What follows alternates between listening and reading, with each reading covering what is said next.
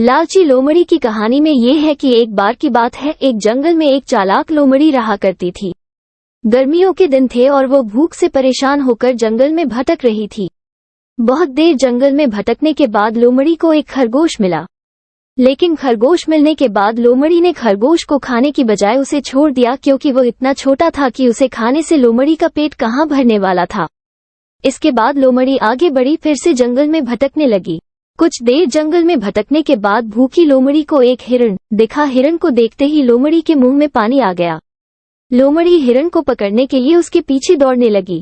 लोमड़ी ने अपनी पूरी ताकत से हिरण का पीछा किया, पर हिरण लोमड़ी की पकड़ में नहीं आया। अब लोमड़ी खाने की तलाश में बहुत ही थक चुकी थी। जब लोमड़ी के हाथ हिरण भी नहीं लगा तो लोमड़ी सोचने लगी कि इससे अच्छा होता वो छोटे से खरगोश को ही खा लेती जिसको उसने छोड़ा था। कुछ देर आराम करने के बाद लोमड़ी खरगोश को ढूंढने के लिए फिर से जंगल में भटकने लगी। जंगल में खरगोश को ढूंढते हुए लोमड़ी वहां पहुंची जहां उसने खरगोश को देखा था, लेकिन लोमड़ी को वहां खरगोश नहीं दिखा। थक हार कर लोमड़ी को अपनी गुफा में लौटना पड़ा, जिसके बाद कई दिनों तक भूखी लोमड़ी अपनी गुफा में भूखा रहना पड़ा और बहुत दिन बीत जाने के बाद लोमड़ी को खाना मिला।